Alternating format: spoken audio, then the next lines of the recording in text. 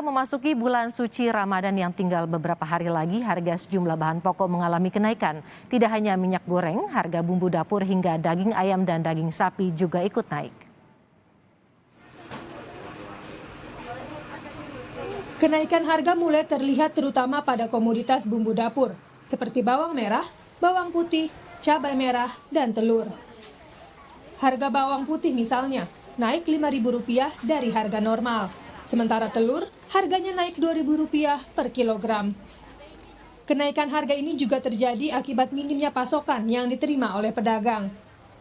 Warinten, salah seorang pedagang di Pasar Tambarrejo, Surabaya mengeluh, tingginya harga membuat jumlah pembeli turun. Pendapatan Warinten yang sebelumnya sudah menurun pun kini semakin merosot. Kalau bisa, kalau yang berita itu, kalau bisa diturunkan kan ada orang belanja.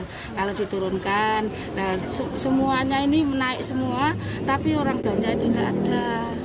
Orang belanja itu tidak ada, mulai sepi. Nah, itu. Pendapatan turun sampai berapa, Bu? Pendapatan, Bu? Ya pendapatan ya turun kayak biasanya. Sampai 50%, Bu? Sampai 50% ya. Tak hanya harga bumbu dapur, masyarakat juga dipusingkan dengan kenaikan harga daging sapi dan ayam potong. Harga daging ayam di Pasar Sukabumi, Jawa Barat kini melonjak naik, mencapai Rp38.000 per kilogram. Sebagai alternatif, pembeli banyak yang beralih membeli sayap, kepala, dan kaki ayam karena harganya yang lebih terjangkau. Sementara daging sapi harganya kini mencapai Rp140.000 per kilogram. Harga daging yang mahal sejak dari kandang ditengarai menjadi penyebab mahalnya daging sapi. Kalau penjualan masih segitu, nggak mau mahal yang beli. Harga stabil bersihnya 40, yang beli kan hanya 38. Harganya mau turun aja, stabil biasa. Ini kan. Menyikapi kenaikan harga bahan pokok, Ketua Yayasan Lembaga Konsumen Indonesia (YLKI) Tulus Abadi dalam tayangan Sapa Indonesia Malam menyebut ada masalah yang kompleks terutama untuk pasokan daging sapi yang terkendala pasokan dari Australia. Pemerintah dinilai perlu memastikan jalur distribusi agar menekan biaya produksi yang berujung pada kestabilan harga pangan.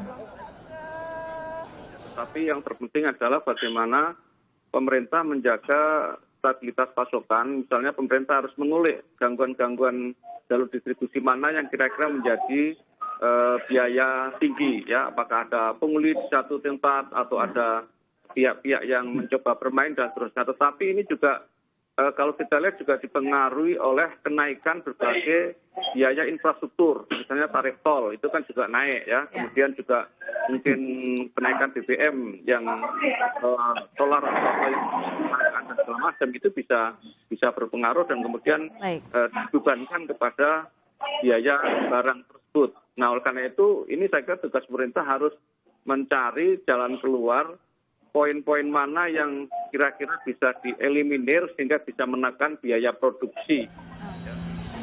Menaikkan daya beli masyarakat dalam waktu singkat bukan pekerjaan mudah. Apalagi kenaikan harga diperkirakan akan terus terjadi hingga bulan suci Ramadan. Pemerintah diharapkan bisa menjaga stok tetap aman dan memastikan distribusi pasokan barang sebagai alternatif upaya menjaga harga bahan pokok tetap stabil.